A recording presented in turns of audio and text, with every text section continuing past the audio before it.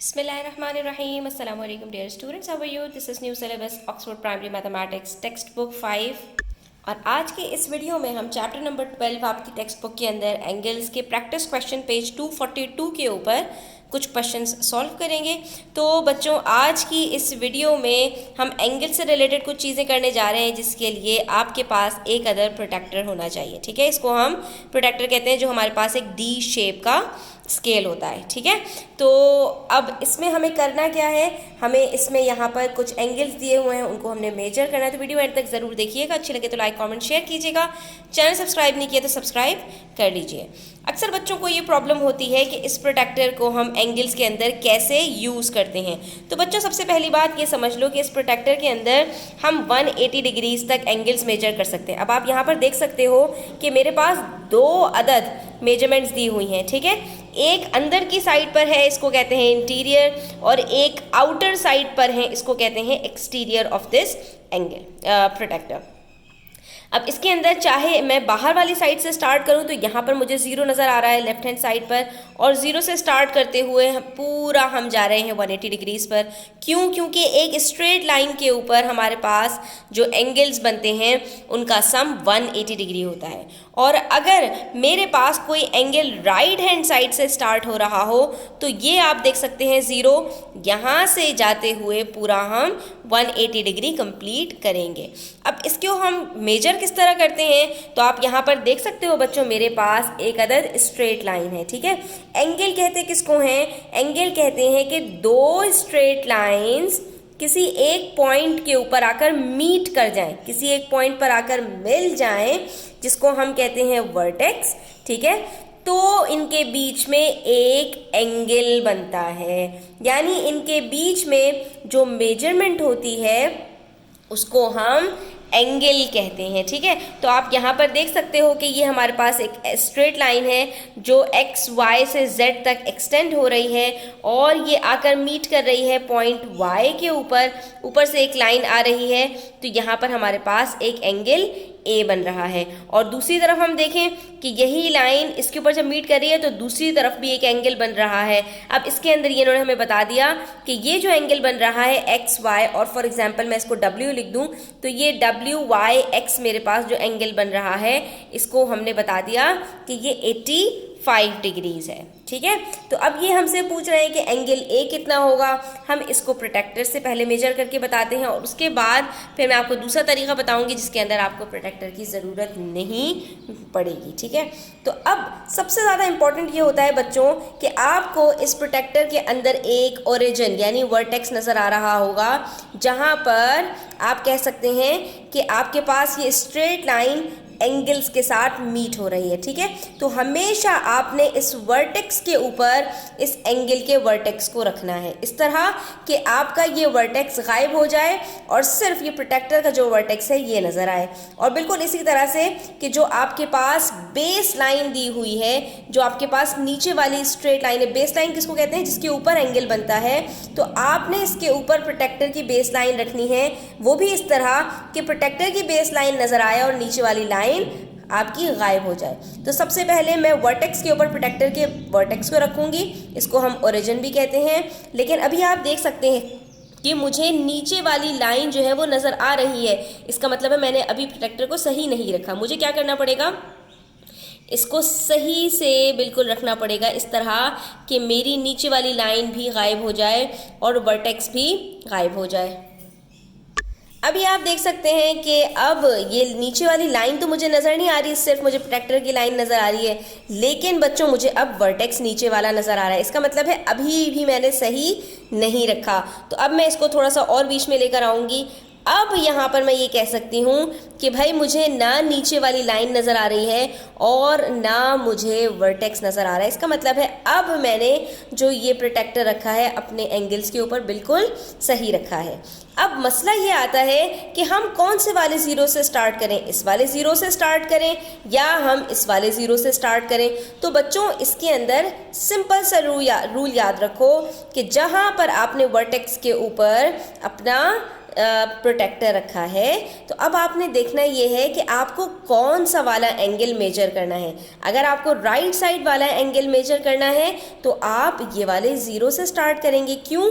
क्योंकि ये एंगल यहाँ से स्टार्ट हो रहा है। जैसे ये आप नीचे देख सकते हैं एंगल ए, तो ये कहाँ से स्टार्ट हो रहा है? इस वाली लाइन से स्टार्ट हो रहा है बच्चों। तो हम यहाँ से 0 से देखेंगे और देखेंगे कि दूसरी वाली लाइन कहाँ तक है। दूसरी वाली लाइन में देख रही हूँ कि 90 और 100 के बीच में है, ये नीचे, क्योंकि हमने 0 से स्टार्ट किया है तो हम ये देखेंगे कि 90 और 100 के बीच में, बिल्कुल बीच में है। तो 90 के बाद मैं काउंट करूँगी 91, 92, 93, 94, 95, ठीक है। लेकिन अगर मेरे पास एंगल इस तरफ से स्टार्ट हो रहा है, जैसा कि आप ये देख सकते हैं 85 डिग्रीज, हम ये भी देख लेते हैं कि क्या इन्होंने सही मेजर किया है या नहीं। तो हमने यहाँ पर जब स्टार्ट करना है बच्चों, तो अब हम ये वाले एंगल से स्टार्ट नहीं करेंगे, क्योंकि आप देख सकते हो ये 180 डिग्री है और हमारा ये एंगल इस वाली लाइन से स्टार्ट हो रहा है। तो अब हम यहाँ 0 से स्टार्ट करेंगे और देखेंगे ये दूसरी वाली लाइन कहाँ पर आ रही है। तो अब ऊपर देखेंगे अगर, तो बच्चों ये दूसरी वाली लाइन 80 और 90 के बीच में आ रही है। तो अब हम यहाँ पर देखेंगे बिल्कुल बीच में है, तो 81, 82, 83, 84, 85। तो इसका मतलब है इन्होंने हमें जो मेजर करके दिया है ये 85 बिल्कुल सही है। अब ये 85 डिग्रीज है और यहाँ पर हम ये देख चुके हैं ये 95 डिग्रीज है। इसका मतलब है एंगल ए हमारे पास 95 डिग्रीज है। अब इस प्रोटेक्टर को यूज़ किए बगैर हम किस तरह से एंगल को मेजर कर सकते हैं बच्चों? तो हमें पता है कि एक स्ट्रेट लाइन के ऊपर जो सारे एंगल्स बनते हैं वो सब मिलकर 180 डिग्री का सम बनाते हैं। तो अगर आपके पास एक स्ट्रेट लाइन के ऊपर 2 एंगल्स बन रहे हैं और एक एंगल गिवन है, तो दूसरा एंगल आप सिंपली 180 में से गिवन एंगल को सब्ट्रैक्ट करके निकाल सकते हो। 180 में से जब आप 85 डिग्री सब्ट्रैक्ट करोगे तो आपको पता चल जाएगा कि जो दूसरा एंगल है वो आपके पास 95 डिग्रीज है, ठीक है। इसी तरह से आप पार्ट बी के अंदर देख सकते हो, कभी कभी इस तरह से आपको स्ट्रेट लाइन दी जाती है जो बिल्कुल वर्टिकल होती है। तो यहाँ पर हम इसको रख के इस तरह से चेक करेंगे कि लाइन के ऊपर लाइन रखेंगे और वर्टेक्स के ऊपर वर्टेक्स रखेंगे और फिर अपने एंगल को इसी तरफ से मेजर करेंगे। तो 0 से स्टार्ट करेंगे और ये आके देखेंगे तो ये 40 डिग्रीज है। उस तरफ से स्टार्ट करेंगे तो ये वाले 0 से देखेंगे और इधर से आकर देखेंगे देखेंगे देखेंगे देखेंगे ऊपर वाली लाइन पे, तो ये 140 डिग्रीज है। इसका मतलब है ये बिल्कुल सही दिया हुआ है और ये 40 डिग्रीज है। और दूसरा तरीका क्या है? 180 में से 140 को सब्ट्रैक्ट करोगे तो आपके पास एंगल बी आ जाएगा 40 डिग्रीज। इसका मतलब है बिल्कुल सही मेजरमेंट है। Same goes with part C and part D.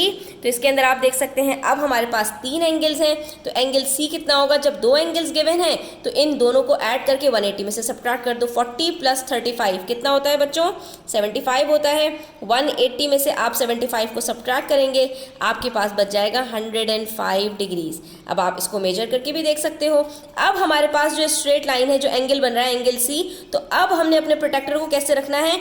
अब हमने इसको बेस लाइन बनाना है, क्योंकि हमें ये वाला एंगल मेजर करना है। तो अब हम इसको बेस लाइन बनाएंगे, तो अपने प्रोटेक्टर को इस बेस लाइन के ऊपर रखेंगे। ये देखिए ऊपर वाली लाइन नजर आ रही है, नीचे वाली लाइन गायब हो गई।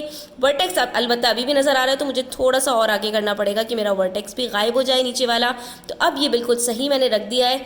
अब मैं इसको क्या करूँगी? 0 से स्टार्ट करूँगी। बेस लाइन के 0 से स्टार्ट करना होता है। आगे जाएंगे यहाँ पर आके 100 और 110 के बिल्कुल बीच में है। तो 100 और 110 के बीच में क्या होगा? 105। इसका मतलब है ये हमारे पास 105 डिग्रीज आ रहा है, जो कि हम पहले ही कैलकुलेट कर चुके हैं। बिल्कुल सेम इसी तरह से बच्चों यहाँ पर अब नीचे की तरफ हमारे पास एंगल है, तो अब हमने क्या करना है? नीचे की तरफ रखना है, ठीक है। लेकिन सबसे पहले हम यहाँ पर देख लेते हैं कि एक एंगल हमारे पास 68 डिग्री है, एक में हमारे पास डब्बा बन रहा है, तो इसका मतलब है ये 90 डिग्रीज है। बच गया एंगल डी। तो अब इसको कैसे निकाल सकते हैं? 90 और ये दोनों मिलकर मजीद 90 बनाएंगे। 90 में से आप 68 को सब्ट्रैक्ट कर दीजिए, आपके पास यहाँ पर बच जाएगा एंगल डी 22 डिग्रीज। अब हम इसको ज़रा मेजर करके देख लेते हैं कि एंगल डी हमारे पास 22 डिग्रीज आ रहा है। तो अब इसको हम बेस लाइन बना सकते हैं और इसको भी बेस लाइन बना सकते हैं। कैसे? चाहे तो आप इस तरह से करके बेस लाइन बना लीजिए कि वर्टेक्स के ऊपर वर्टेक्स और इस बेस लाइन के ऊपर अपने प्रोटेक्टर के बेस लाइन को रखें और इसके 0 से स्टार्ट करें, ठीक है। बेस लाइन के 0 से स्टार्ट करना होता है बच्चों। 0 से स्टार्ट करके जब हम आगे आएंगे तो आप देख सकते हैं 20 के बाद थोड़ा सा आगे है, तो ये कितना आगे है? 1 और 2। आप इसको एक्सटेंड करेंगे बच्चों तो ये बिल्कुल स्ट्रेट ऐसे आएगा कि ये 22 डिग्रीज, जो कि हम कैलकुलेट कर चुके हैं। इसका मतलब है सही। और चाहे तो आप इस वाली लाइन को भी बेस लाइन बना सकते हैं, किसी भी, क्योंकि एंगल के अंदर 2 लाइंस होती हैं, तो आप किसी को भी बेस लाइन बना सकते हैं। अगर मैं इसको बेस लाइन बनाऊं तब भी मैं प्रोटेक्टर के बेस लाइन के ऊपर इसको रखूँगी, ठीक है, और वर्टेक्स के ऊपर वर्टेक्स को रखूँगी और फिर मेजर कर लूँगी।